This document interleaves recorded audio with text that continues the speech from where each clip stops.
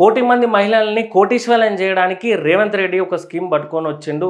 అదేంటిదంటే అది ఒక రకంగా ఇటు మహిళలు గ్రామీణ ప్రాంతానికి సంబంధించిన మహిళలకు ఆర్థిక బలోపేతాన్ని చేకూరుస్తూ రాష్ట్రానికి సంబంధించిన పశు సంపదను పెంచడానికి ఈ స్కీమ్ పట్టుకొని వచ్చిండు. అదేంటంటే మహిళలందరికీ అంటే కొంతమందిని ఎంపిక చేసి వాళ్లకు గొర్రెలు, బర్రెలు, మేకలు, పొట్టేలు, నాటుకోళ్ళు, ఈము పక్షులను జూన్ 2వ తారీఖు నుండి పంపిణీ చేస్తారంట. రాష్ట్రంలో మహిళలు మన ములుగుకు సంబంధించిన ఒక అమ్మాయి 30 సంవత్సరాల లోపు ఉన్న అమ్మాయి యూకేకి పోయి అక్కడ కౌన్సిలర్గా గెలిచింది. మొన్ననే ఒక మహిళ చంద్రుని చుట్టొచ్చింది. కానీ మనం మాత్రం ఇక్కడ ఇంకా పేదరిక నిర్మూలన కానే మహిళలను బలోపేతం చేసే కానే ఉన్నాం. అంటే ఎన్ని స్కీములు పెట్టినా అది నిజంగా గ్రామంలో ఉండే వెనుకబడ్డ మహిళలకు సంబంధించి ఉపయోగం లేకుండా పోతుంది. వీళ్ళు స్కీమ్ల మీద స్కీములు పెడతారు కానీ అది అక్కడ దాకా పోతలేదు. సరే, దాని గురించి మాట్లాడితే అది వేరే సబ్జెక్ట్ అవుతుంది. కానీ ఇది గ్రామీణ ప్రాంతంలో ఉండే మహిళలకు ఎంతో కొంత ఉపయోగపడే వార్త అని చెప్పి మనం వీడియో చేయడం జరుగుతూ ఉంది. అయితే ఒక సంస్థ ఉంటుంది సర్ప్ అని, మన ఏంది అది society for elimination of rural poverty, అంటే గ్రామీణ ప్రాంతంలో పేదరికాన్ని నిర్మూలించడానికి సంబంధించిన ఆ సంస్థ. అందులో భాగంగానే అందులో మహిళా సంఘాలు ఉంటాయి, SHG group, self help groups ఉంటాయి, విలేజ్ ఆర్గనైజేషన్స్ ఉంటాయి, ఇట్లా చాలా రకాలుగా అన్నీ ఉంటాయి అన్నట్టు. అందులో దాదాపు తెలంగాణ రాష్ట్రానికి సంబంధించి 40 లక్షల మంది మహిళలు సభ్యులుగా ఉన్నారు. అంటే ఎంత పెద్ద నెట్వర్క్ ఆలోచించండి.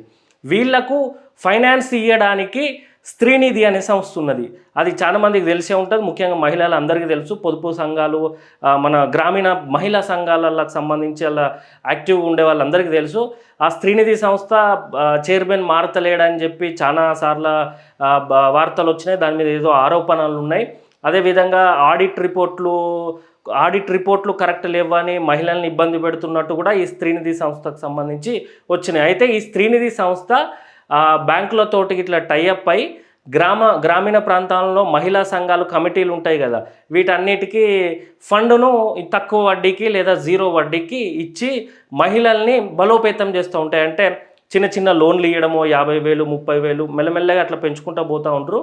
చిన్న లోన్లు ఇవ్వడము, లేదా ఏమన్నా చిన్న చిన్న బిజినెస్లు పెట్టిపోయడం, లైక్ పేపర్ ప్లేట్లది కానీ, కుట్టు మిషన్లది కానీ. ఇప్పుడు ఇందిరమ్మ క్యాంటీన్ కూడా ఇళ్ళనే వచ్చింది అన్నట్టు. ఈ సర్పుకు సంబంధించి వీటి వల్ల వచ్చింది మహిళల్ని బలోపేతం చేయడానికి.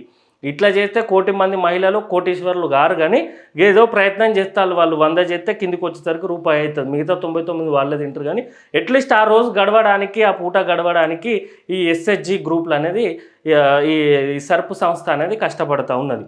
అయితే ముఖ్యంగా ఏంటంటే ఒక గ్రామీణ ప్రాంతానికి సంబంధించి పేదరికం ఉంటారు. అలా భర్త కూలికి పోయో, అటు పోయో, డ్రైవింగ్ పని చేసో ఏదో చేసి పిల్లల స్కూల్ ఫీజులు, ఎడ్యుకేషను, హాస్పిటల్ బిల్లులు, రెంట్లు, ఇట్లా పెద్ద పెద్ద వాటికి ఖర్చు పెడతా ఉంటే మహిళలు కూడా కింద మీద పడి కష్టపడి చిన్న చిన్న పనులు చేసుకుంటా, ఏమన్నా ఇంట్లో సామాను కోసమా, లేకపోతే పిల్లలకి ఏమైనా బట్టల కోసమా వాళ్ళు కూడా రూపాయి జమ చేస్తూ ఉంటారు. దానికి ఆధారంగా ఈ ఎస్హెచ్జి మహిళా సంఘాల లోన్లు చాలా ఉపయోగపడతాయి. అందులో భాగంగానే ఇప్పుడు జూన్ 2వ తారీఖు నుండి కొంతమందిని ఎంపిక చేస్తారట. ఈ ఎంపిక కూడా ఎవరిని చేస్తారో తెలియదు. ఈ కాంగ్రెస్ ప్రభుత్వానికి అనుసంధానంగా ఉండే మహిళా సంఘాలను చేస్తారా, లేకపోతే అందరికీ నిజంగా ఎవరైతే దిగువ మొత్తం పేదరికంలో ఇంకా కింది స్థాయిలో ఉన్నారో, బాగా ఇబ్బందులు ఉన్నారో వాళ్ళకి హెల్ప్ చేస్తారా అనేది మనం చూడాలి. వాళ్ళకు చేసే సమస్య లేదు. ఎవరైతే మాటకారి, హుషారుండి నలుగురు మోసం చేసేటోళ్ళు ఉంటారో, వాళ్ళు బ్రోకర్లు ఉంటారు కదా, వాళ్ళని పట్టుకొని డబ్బులకు అమ్ముకొని ఎవరికి ఇవ్వాలి చెప్పు, ఎవరన్నా నీకు 10, 20, 30,000 ఇచ్చితే వాళ్ళకి ఇద్దామని చెప్పి ఈ ఆఫీసర్లు మాట్లాడుకుంటారు. దాన్ని కూడా మనం అరికట్టాలి. ప్రజలు అప్రమత్తంగా, మహిళలు ముఖ్యంగా ఈ గ్రామంలో ఉండి వాళ్ళు చిట్టీలు రాసేవాళ్ళు, మహిళా సంఘ అధ్యక్షులు అప్రమత్తంగా ఉండాలి. అధ్యక్షులు కూడా తప్పు చేస్తే మహిళలే తిరగబడాలి, లేకపోతే మనకు వచ్చేది కూడా పోతుంది. సో వీళ్ళకు ముఖ్యంగా ఏమి ఇస్తారట అంటే గేదెలు ఇస్తారు, పొట్టేలు యూనిట్లు ఇస్తారు, గొర్రె మేక పిల్లల పెంపక కేంద్రాలు, నాటుకోళ్ళు, ఈము పక్షుల కొనుగోళ్ళ యూనిట్లు ఏర్పాటు చేస్తారట. ఇవి బ్యాంకుతో టైఅప్ చేసి సబ్సిడీకి చాలా తక్కువ రేటుకు ఇస్తారు.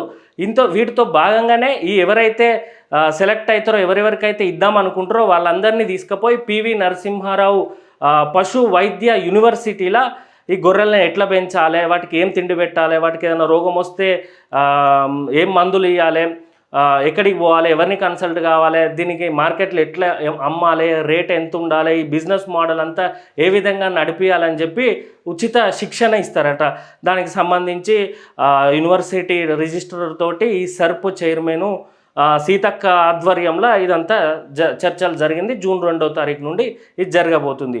అయితే మేము ముఖ్యంగా ఇక్కడ మహిళల్ని ఆర్థికంగా బలోపేతం చేస్తాళ్ళు, ప్లస్ ఇటు పశు సంపదను డెవలప్ చేస్తాళ్ళు. ఈ స్కీమ్ ఓకే, కానీ ఇంకెన్ని రోజులు ఇప్పుడు ఈ పశువులను గొర్రెలను పెంచుకొని వాళ్ళేమో కోటీశ్వర్లు గారు వాళ్ళ పిల్లల్నేమో పెద్ద చదువులు చదివించలేరు, వాళ్ళకి ఏమైనా రోగం వస్తే హాస్పిటల్కి పోలేరు. అదేదో రోజు కూలి పని చేసినట్టే ఆ రోజు గడపడానికే. దీనికి కాంగ్రెస్ ప్రభుత్వం ఏ విధంగా చేస్తుందంటే, మేము గింతమందికి గొర్రెలను బర్రెలను మేకల్ని ఇచ్చినాం, వీళ్ళందరూ ఇప్పుడు కోటీశ్వరుల ఇల్లు అని చెప్పుకునే ప్రయత్నం కాంగ్రెస్ ప్రభుత్వం చేస్తుంది. దాన్ని కూడా ప్రజలు గమనించుకుంటూ ఉండాలి. మొత్తానికి ఏదేమైనప్పటికీ ప్రజలు ఎవరైతే మీ గ్రామంలో పేద మహిళలు ఉన్నారో ఈ వీడియో చూసిన వాళ్ళు వాళ్ళకి షేర్ చేయండి, వాళ్ళకి ఎంతో కొంత ఉపయోగం అవుతుంది.